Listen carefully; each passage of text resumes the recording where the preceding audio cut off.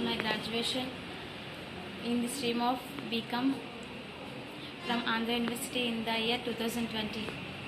At present, from undergoing a course, I am being trained in Excel and other basic IT topics.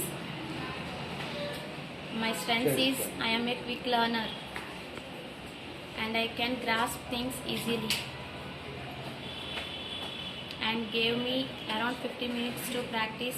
I have utilized those precious minutes by preparing and have succeeded in the test, my scoring 17 out of 20.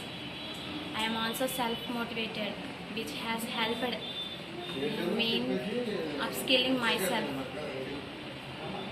My weakness, I trust people easily and I cannot say no one someone ask for help, which has affected my growth in a particular topic.